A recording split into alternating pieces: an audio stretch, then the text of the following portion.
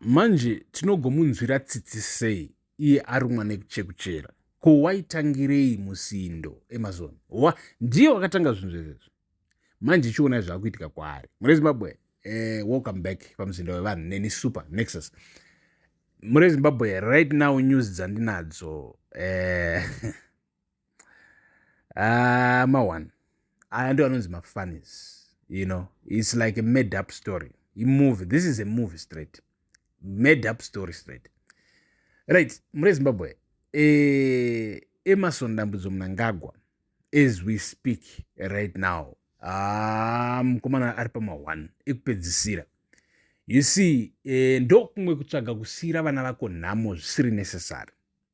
Vana vako vanogona kutosarawo vari vanhu kana unga usina kuita zina basa. But as of right now, I want to tell you, Emerson uri pama1. So what is happening? News dzasvika panews desk muri yeZimbabwe.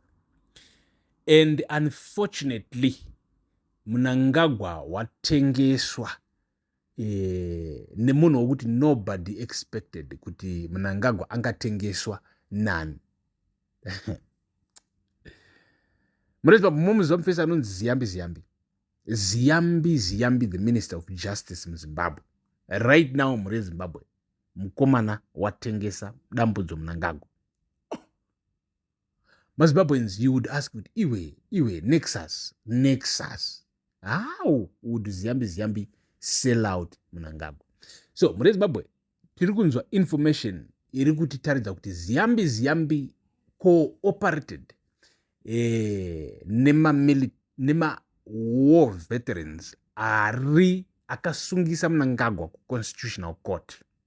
So remember, kune nyaya iri kupisa ku Constitutional Court. I think vamwe wenyu maona makomrade achitoburikira pana comrade waburikira ngana love mo madhuku manje achitoti Zimbabwe.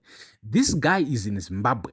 This guy is speaking publicly, but ari kutaura zvinhu zvakafana izvizvi. Hanzi, I am ruthless. But pavazosvika pakutaura statement rokuti I'm ruthless, vanga vataura about how Mnangagwa is, you know, doing bad things, made wrong decisions. Kufunga kuti iye hondo yechimurenga, makomrade akaenda kuhondo vakatsenga pfuti, vakaviga shamwari dzavo, vakaita sei, vaiitira iye nefamily yake.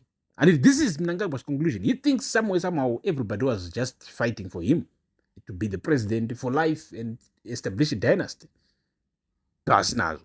So comrade vazoenda mberi vachiti I am ruthless. And ukaona makomrade akutaura kuti I'm ruthless. And this is a threat to a sitting president. Vakatsika pai comrade, vakatsika panorema. But let's get to this. Muri Zimbabwe, because apa murufana upanzwisisa kuti Mnangagwa warumwa Nechekuchera. So, muri Zimbabwe,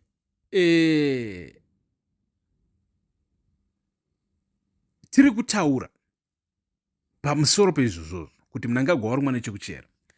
Tiri kutaura kuti as of right now there is a big movement. It's very unfortunate. It's very, very unfortunate.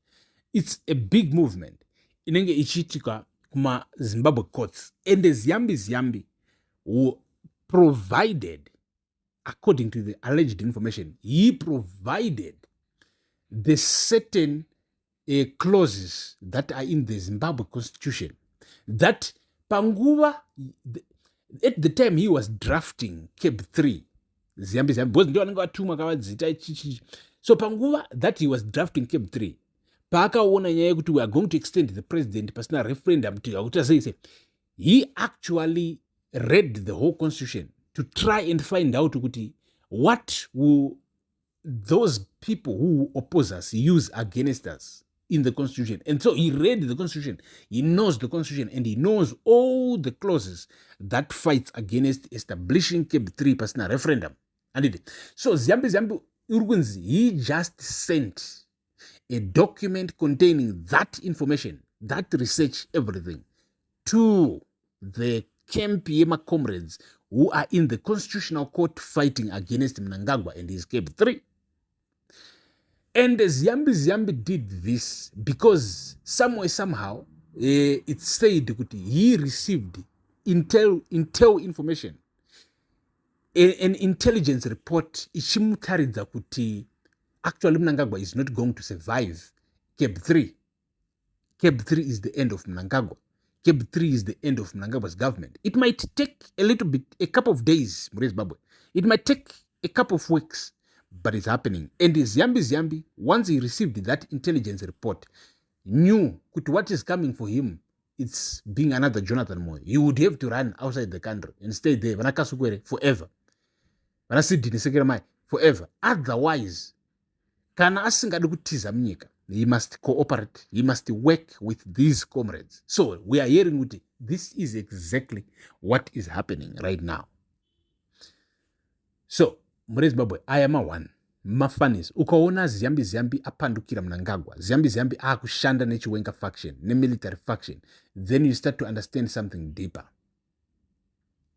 Kuti Mnangagwa is history. Mnangagwa waremberera netambo wavapa ma1 and it's happening more Zimbabwe. So inini super nexus pano pamuzida wevanhu ndakupai information iyi. It's very important. Share it, like it, follow, subscribe to the channel, and thank you to our members, those guys who pay something every month to make sure that independent journalism, guys like us, do not survive and keep telling you the truth, keep telling this good Zimbabwean story, because this is the good democratic Zimbabwean story. You find this nowhere. People are intimidated, people are scared, people never speak openly, and the people who create mysterious, crazy stories just to try and get likes. But Isusu, we talk the nitty-gritty of politics. We talk about the real serious stuff that if we were to implement what we say, it will change millions of Zimbabweans' lives. And that's very important. So, I want to thank you. I want to thank you, boys. Kuvapanapa, it shows that you have a mature mind. You understand the importance of politics. You understand that your children's lives are in the hands of the politicians. Politicians will decide kuti vana vako iwewe vaenda kuchikoro vanonodzidziswa chii.